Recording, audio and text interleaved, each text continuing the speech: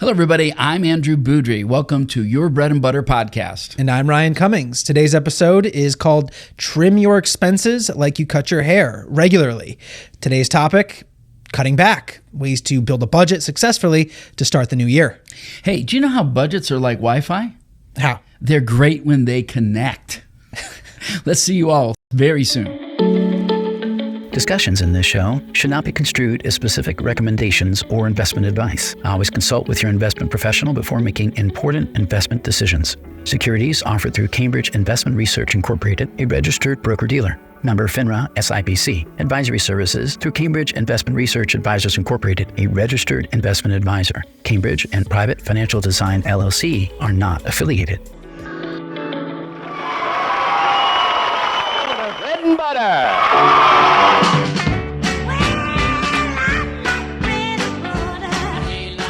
Hey, everybody. Welcome back. We're going to be talking about trimming your budget as you trim your hair regularly.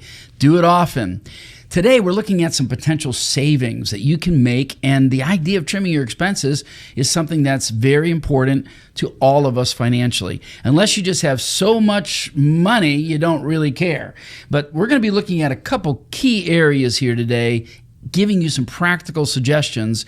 And first of all, let's look at a chart here, and we'll look at the potential savings by category for the average American. First of all is housing. I mean, the average American can save over $1,200 a year in their housing expenses. Transportation is another one at $1,054, saving money through your transportation costs. And some of the other big categories are things like food, and almost $1,000 per year there if budgeted properly. And then other smaller categories like healthcare, utilities. Again, if you follow some of the steps we're going to look at here today, the numbers you see on this are just potential savings. They're estimated. So I think the big takeaway is we're going to give some tips and give some different insights on ways to cut your spending. But at the end of the day, you got to cut what reflects your situation, your budget best. Look at your own specific spending habits and find what fits it directly yourself. I mean, I'll even start with, one strategy that I do like to work with a lot of our clients with is a strategy I call value budgeting, which will be kind of the overtone for this conversation today. And that's where you take categories like the ones we're looking at here on this chart, you look at all your expenses and you list them from what you value most to what you value least. So if you're that person who's looking at your budget, even after our discussion today, and you're thinking, well, I don't know where I have anything I can cut back, try that value budgeting. You rank things from most important to least, and you start from the bottom up of that list to figure out where you're going to try to cut your expenses. Yeah, this is a big topic only because everybody in America is facing increases in their costs, whether it's healthcare insurance, the cost of living as far as housing goes. Electricity rates. Everything is going literally through the roof. So we have to be sure that we're working on this. And as we talk about this value budget approach, I do think it's important for all of us to understand that one person's values may be different than your own. So you have to look at your own budget. And the reason why we say, trim your budget just like you trim your hair regularly is that when you don't cut your hair often enough, it tends to look a little scraggly.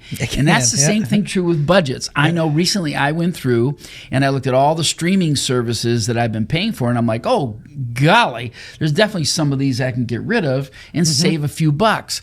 It's true for all of us that you have to look at this regularly because it's easy for things to slide in there. So let's talk about some smart spending strategies here and how to save more every month. Yeah, I think we call that, spending more lifestyle creep. As life goes on, you just happen to add more expenses, and that can, they can add up and grow over time. But one of the biggest expenses for most families is housing. It was why it was the largest one on that chart we were looking at. So housing can be substantial savings, but as we're about to talk about here, some of the steps to actually realize those savings maybe can sometimes be what you'd call a long shot or the more difficult steps to take. So for example, say you're someone who rents your current dwelling that you're living in, negotiating rent with your landlord, seeing maybe if there's any sort of freeze or reduction that your landlord may be able to apply to your rent, or at least keep you stable for a number of years. Have some kind of contract or promissory note in place to see if you can have your overall rent costs be a little more specific. Now, it may not be likely, but and it's an option. It's good for people to remember that there's been a lot of buying up of homes and properties that have turned into rental properties, and it's taken away a lot for the first-time home buyers. Now, why that's important is that a lot of these bigger outfits that are renting, they're going to look at your credit score. So that's a whole other topic, but you've got to have a good credit score. And You do. When you do have a good living situation with a good landlord, pay on time. Find a way to make sure that your most significant expense, which is likely housing, is always on time, and that gives you some leeway for an emergency where some reason you don't have the money, but have a good credit rating and a really good dependability rating with your landlord. I think that's key. I mean, if you're trying to have any sort of leverage in negotiations, be a dependable tenant. And take care of your property. That too. Be a good, dependable tenant. Make that be your first step, and then go to your landlord with negotiations, right? Don't have a big party, trash the place, and the next day call your landlord up looking for a rent decrease. You may have a little less success. So that's, I think, your biggest negotiating chip as a tenant, to be able to try to lower costs. Now, if worst comes to worst, then maybe the more drastic step, and I've had to have this conversation with some of my own clients in the past when we've really broken things down, is, well, do you need to consider moving? Do you need to find maybe a smaller apartment? You need to downsize? Do you need to find a roommate to potentially share some of your costs? Or even more extreme, and again, I've had this conversation with clients too, do you need to relocate areas entirely? I had a quick side note.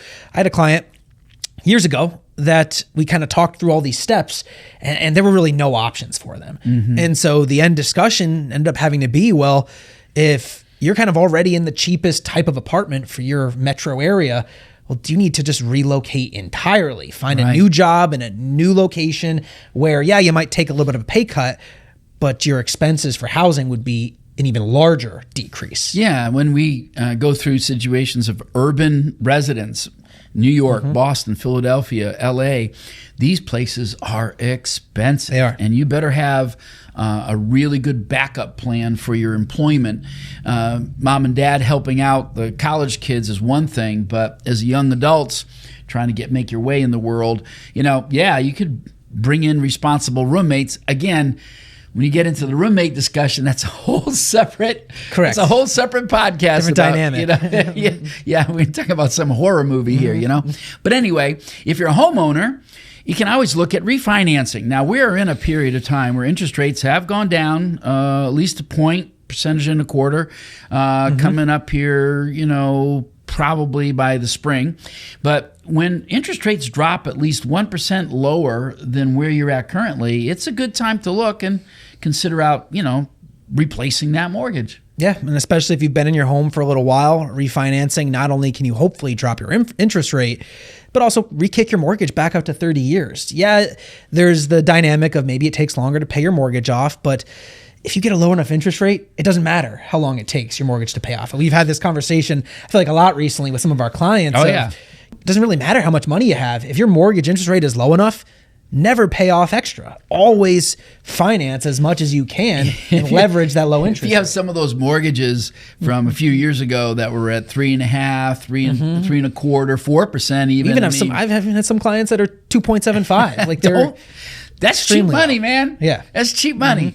And on top of that, your house, when your mortgage is, 3.5%, 4%, your home, unless you live in a depressed area, is likely growing at the same rate of the cost of the interest at 4%. Right. So you're having net there that you're actually breaking even on that cost. So the idea of that, though, is just so you remember, is that even a small percentage point can lead to long-term savings. And when you do this, if you have a really good credit history, I don't know that there's a real reason to actually pay for points to lower down a mortgage cost. There might be a reason to do it if you have the extra cash, but the real biggest reason in refinancing is dropping PMI. Yes. The moment you can get off of PMI, which is a requirement of insurance for a certain percentage of the equity that's in your home, once you get to taking a mortgage at 80%, you don't need PMI anymore. And that could save you $1,200 a year right there. Easily, that cost. Absolutely. Yeah. That's for the biggest expense, with the house is the mortgage cost, the rent. But one of the other large expenses that we also look at in a, budget of a family or the average American is food and household goods. So let me talk a little bit about maybe some options for, clients to cut back in that area. Yeah. I think people that have BJ's, Costco, Sam Club, you can buy non-perishable items in bulk. Now, again, you don't want to go build some survival shelter or something, right. but buying in bulk like that can save you a lot of money. And there are times when you buy in bulk like that, you might need to take it out of the packaging and kind of downsize it into smaller packages. But if you can do that, you're in a good shot. And you want to make sure that you use as many coupons as you can find. Use digital coupons, store apps, loyalty programs for discounts. So here at a local grocery store chain, they offer a certain amount of gas savings based on a certain amount of money that you spend at the store, and it does bring down the cost of the gasoline. And I would say 7 times out of 10, with that reduction at the pump, it's the cheapest gas around. Sometimes it's not, but most times it is. Right. And I think a lot of these tips in this category are just, I'd put them in the smart shopper category here. You're just trying to be smart, be diligent, whether it's the coupons like you mentioned, or whether it's shopping at certain stores that have better prices than others. I know in this area, there's definitely some grocery stores, Big Y, for example, call them out. Prices are a little higher than maybe some others in got the Big area. Y clients. Hang on. But that being said, looking at different stores, maybe looking at different brands too. Well, yeah, we got different stores. We have Stop and Flop. We have Price Gouger, Starfish Market out in Boston, where they grow another arm when it gets cut off. Well, that's recently after they fired their CEO. They just grew another arm. Anyway, there's a lot of stores that you can look around and get their ads, look through, and there's going to be good deals no matter what store you're going to. So be aware of that. And then as you're looking at these different stores, take advantage of the price and the quality differences, but you can also buy generic brands instead of the name brands because they're made by the same exact people that have a different label on them. And I'm not going to pull out any brands and get anybody in trouble here, but the truth is, if you can get a generic brand, it's the same quality, you're going to save more money because you don't have the advertising costs of the bigger brand. Right. And then I think the last few points here, just go in with a plan when you're shopping for food or household goods. So make lists, accordingly when you go into the grocery store, so you avoid as much as possible the impulse purchases. Try to have a plan for maybe large meals, meal prep, and have a few days in a row. Yeah, you don't want to eat the same thing every single day, but 2-3 days of the same meal isn't necessarily a bad thing if you're a decent cook. Yeah. The meals are good and everything, but make some extras, freeze them for the future, and try to, as much as you can, cook things from scratch. You buy prepared foods, you're paying a premium for the process of preparing those foods. Well, I like the idea of what you said earlier about making a list. So you don't have an impulse buy on the agenda, you and it's never really good to go hungry. But now you actually do all the shopping in your family. I do. Yep. Shopping, cooking, exactly. So we're talking about a man with experience here. Now, try to plan that out ahead of time. Yeah. I've had to learn how to be a good shopper because that was not my natural tendency. But I also think though that when you are looking at a time frame, make sure you give yourself plenty of time to shop. So you're not running through the store just picking up stuff. Definitely. But not everybody is a scratch cook like you. Most of us are scratch cooks wondering, how do I cook this again? But well, even if you don't, there are easy meals you can make. There's ways to, learn and get there and everything. And I'm not a gourmet chef by any means, but I do enjoy trying to, meal prep and make those meals each week. I know that I'm really good at not spending money when I don't have any. So I do my best to not keep cash in my pocket. When I do go shopping, I make sure that I have a budget and the items that you listed out here. And I think the one last tip in this category that I would have is don't go shopping hungry. Yeah, then you find yourself buying some of those impulse buys. Everybody says you're going in the It's grocery store and you're. It is true. It is true. All that bread looks really good. Yeah, right. Like I need that. Well, the next category that we have here, another big expense, we've already a little bit touched on this so far, is transportation expenses. Yeah. and looking at a couple ways to try to save, whether it's at the gas pump, whether it's with your vehicles. We'll talk about a few tips and tricks for this category as well. I mean, the new car price, average new car price in America, they're expensive. Is $50,000. They are expensive. And I mean, you got to shop and negotiate across several dealerships. And, it's always good to get pre-approved financing for your own. You dealing with the camel got a little, over there? What do you got? Camel fly? Fruit fly attacking me over here. Fruit fly, yeah. Anyway, get pre-approved before you go to showrooms. Though it is good to occasionally look for those 0% financing on the cars that, typically when you get towards the end of the year, which we're in that cycle now, or they're beginning to try to push a new car out for the next year model, oftentimes you'll see that 0% financing.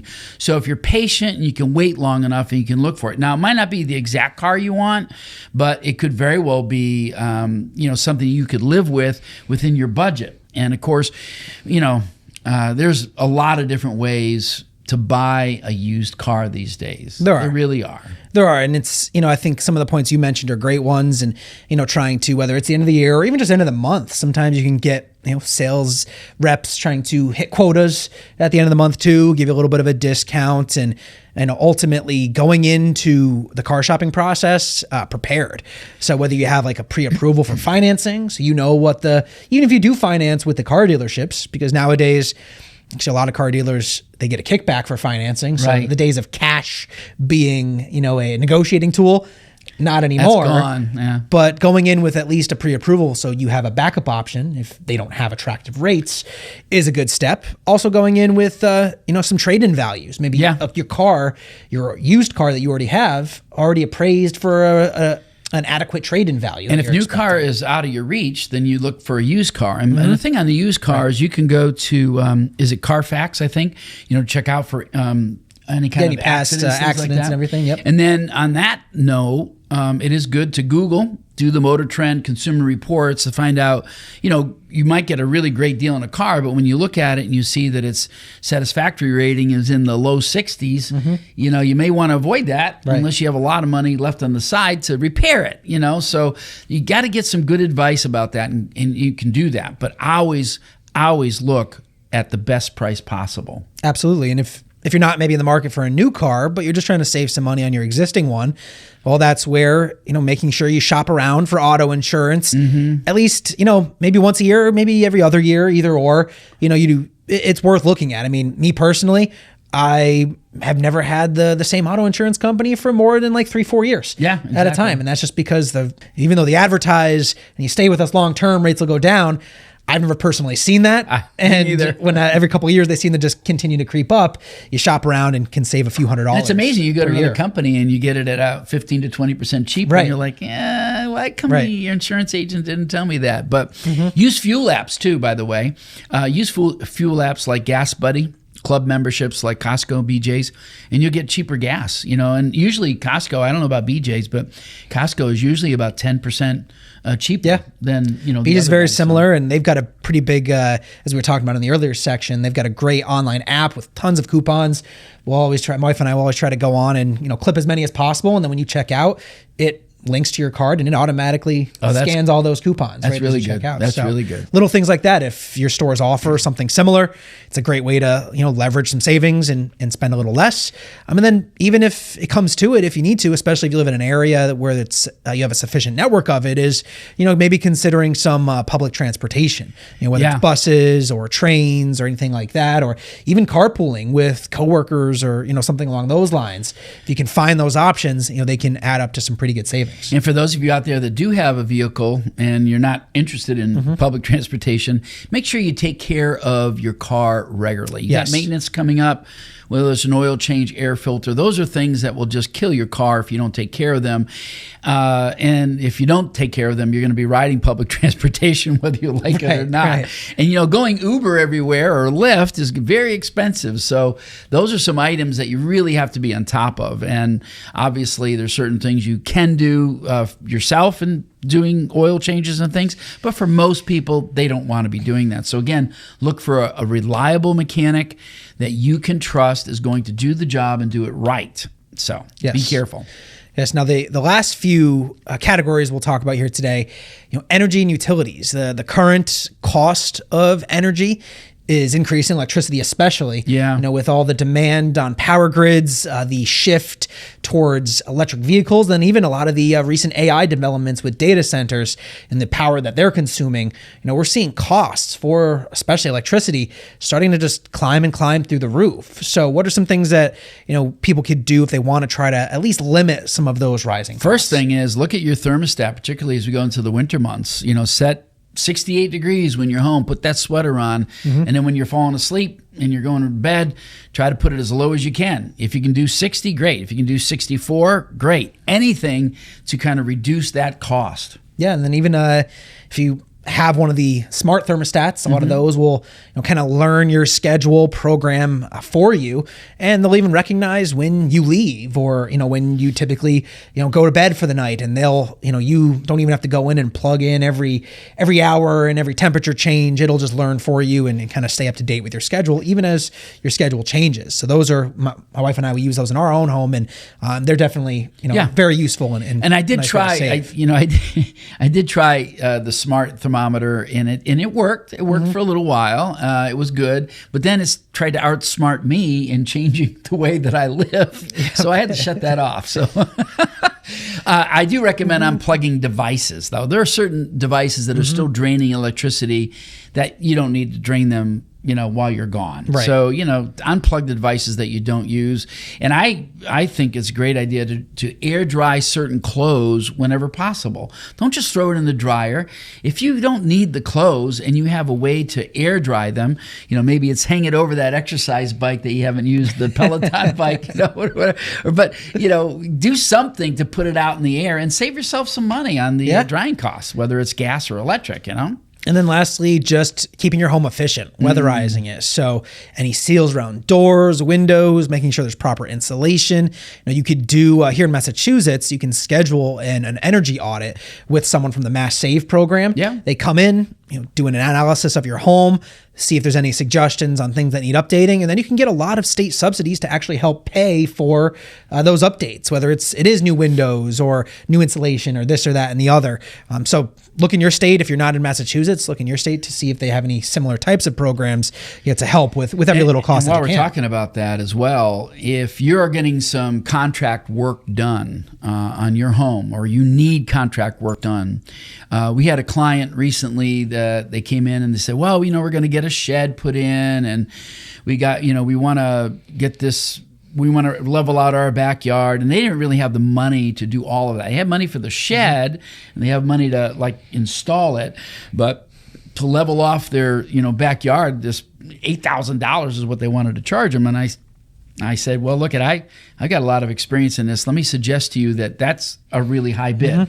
So they were able to get that cost down to, under $2,000 just by looking at the alternatives. So you're getting work done in your home, whether it's leaf pickup or snow removal or cleaning your gutters, try to get those competitive bids. Of course, sometimes these days it's hard to even get them to show up, but but when they do show up, it's a good thing anyway. Yeah, and these little things, they all add up. I think that's the biggest takeaway today, is I'm sure some of these points, nothing's groundbreaking, nothing's this huge secret that I'm sure many of the people watching don't already know. But that being said, the little things, if you make a little decision, and I stress this, especially with new prospects, new clients, that when we talk a little bit about financial planning and what the value of financial planning is, you make smart decisions 10 times a year, 20 times a year, 30 times a year that are saving you maybe a couple $100 here, a couple $100 there.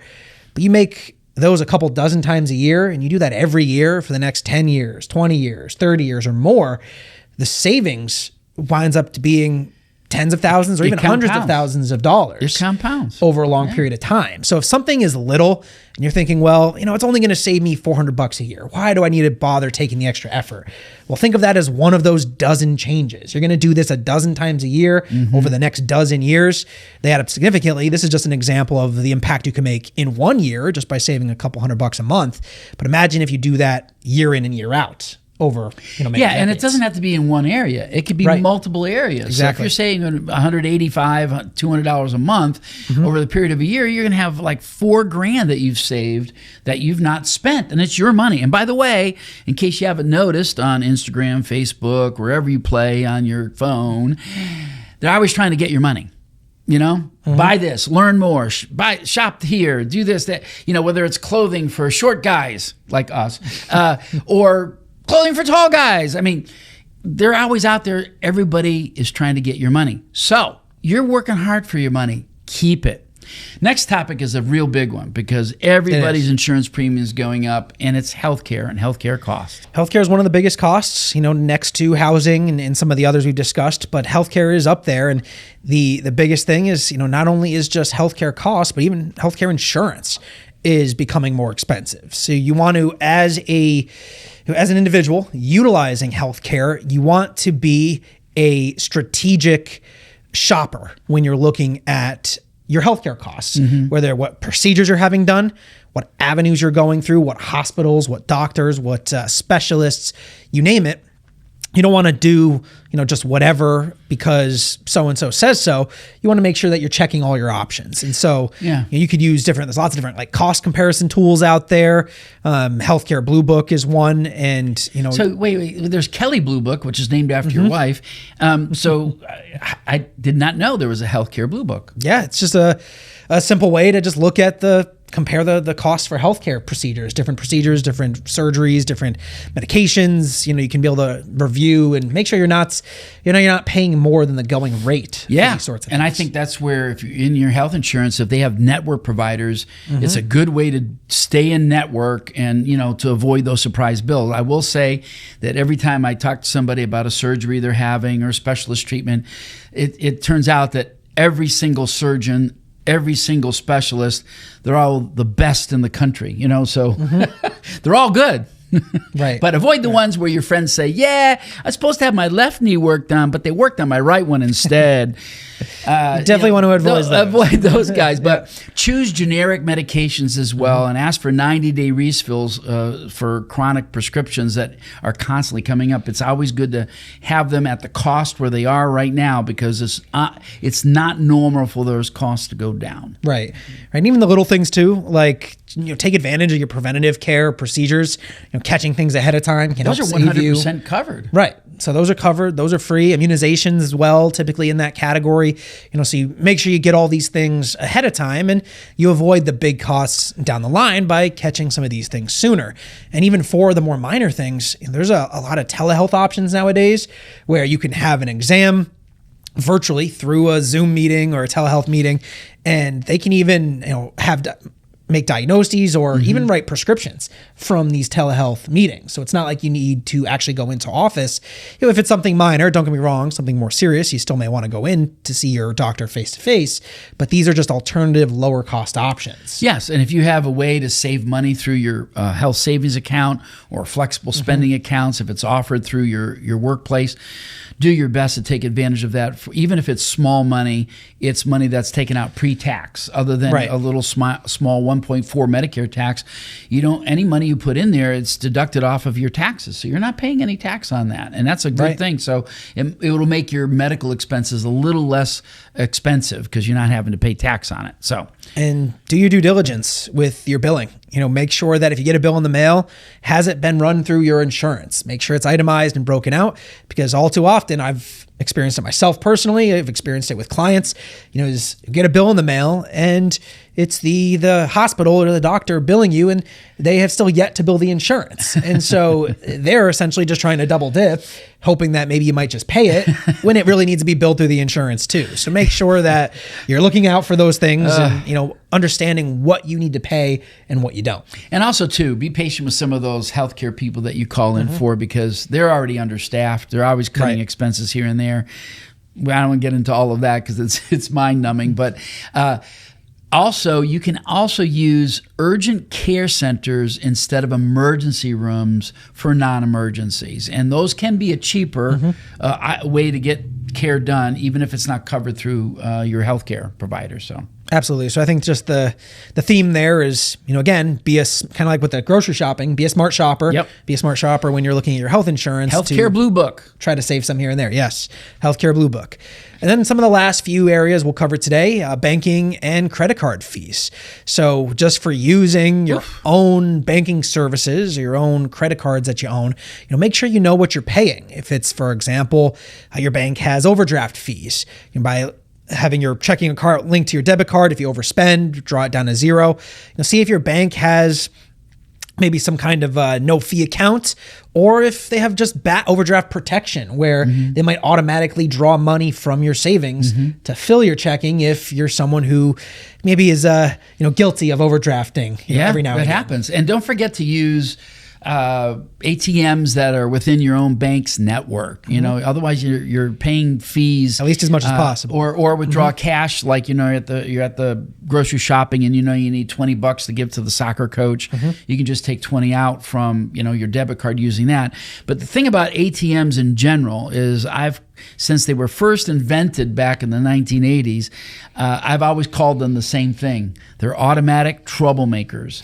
So only take out what you need, not what you want. That's very important. And set up alerts as well for low balances, due dates, large purchases on your checking accounts, so that way you know what's happening. So you don't find yourself, you get an alert like, oh my goodness, I didn't know that my checking it was down to there, so I need to add some money for my savings. So set up some alerts so you avoid some of these fees. And I think maybe the more modern automatic troublemakers these days are the credit cards. So I think if you're someone who uses them, I'm a big fan of them. I think if they're used prudently, they're the way to go. I mean, I couldn't tell you the last time I've even used my debit card other than at an ATM to take out some cash. And there's lots of protections and insurances that credit cards have in place, especially these days with the rise of fraud. But if you are going to use a credit card, make sure you're trying to avoid interest, paying the monthly balance in full if you're doing it properly and using the credit card properly. And also, try to avoid any additional fees with the credit card, whether it's, say, like a late fee on your payment, so you can set up auto pay and reminders to make sure you don't miss any of those, or even just annual fees on your credit card. I mean, some credit cards do give enough rewards where the annual fees are worth it.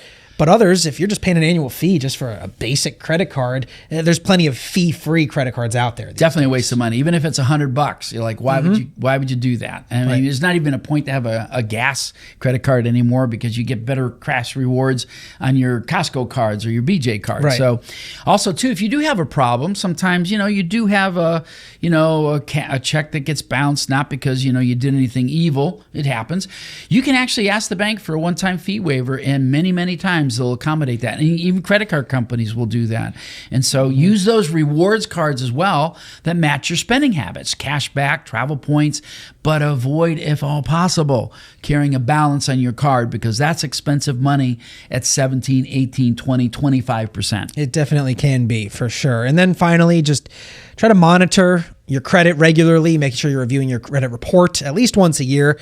That way you're avoiding any fraud, any lost funds that could accompany that, and making sure that your credit stays in a healthy range too. So all those reasons are a big purpose for reviewing that. And your credit history is very important in getting a lower rate on mortgages, car loans, those type of things. So it is valuable. On this next slide, we want to show you a share of total savings by category. So if you take a look at that pie chart there, of course, with it being Thanksgiving, I'm thinking that might be a pecan pie. I'm not sure, but you look at that and you go, wow, that is just like your savings. Housing is definitely a big one. Then you got transportation, food. Those are the big ones that are really in there. And then still healthcare and utilities are a decent chunk, but definitely those first three: housing, transportation, food. I mean, those are the biggest opportunities for people to leverage some of these strategies to limit their spending and ultimately save more over the course of the year. So, on that note, I noticed over the weekend that Comcast has, at least in Massachusetts, has lost over 1 million subscribers in the past several years. And that's because people are going to more streaming options. But there are people out there that are still using these cable options, paying, $300 a month for their internet service and all their TV. Well, there are other options out there that are far cheaper than going that method. So just a little plug in there to do some checking. So we have some other saving tips. Let's get through those. Yeah. So as far as some of the ancillary areas, not the big ones we've talked on so far, but a few side notes, things like clothing. When you're shopping, try to buy things on clearance, find sales, never pay that full retail price if you can help it.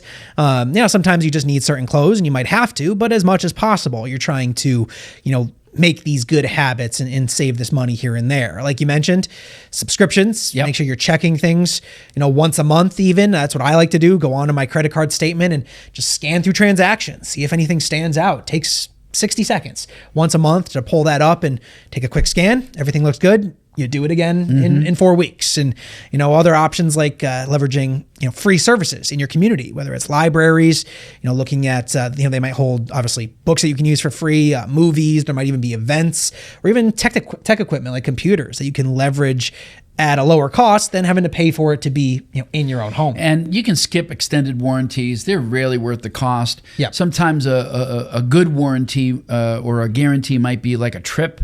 Like if you're spending a lot of money on a trip, depends on what your value is, but we'll talk about that in a moment. But, if you're going to go on a trip and it's very expensive, you might want to get trip insurance, because I know we had this happened where I had my whole family. We were all going to Alaska, and my daughter had a car accident, and we weren't able to go.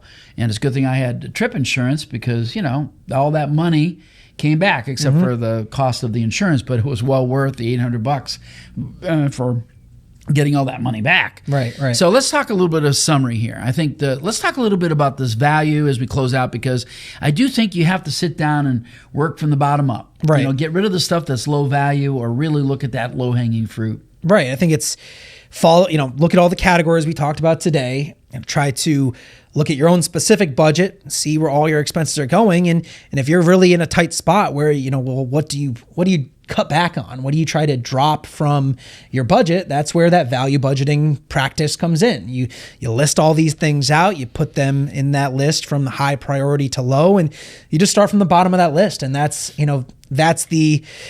are the areas, if you thought something was non-negotiable, it will kind of tell you, well, what should the negotiable things be? Are they non-negotiable because they're actually non-negotiable? They're a necessity that your life depends on? Or are they just non-negotiable because you really want that Right, expense? exactly. And maybe it is the one or the other, but that'll help you figure that out. I'll use the Thomas English muffins up here in New England example, because Thomas English muffins are great. I mean, they are delicious.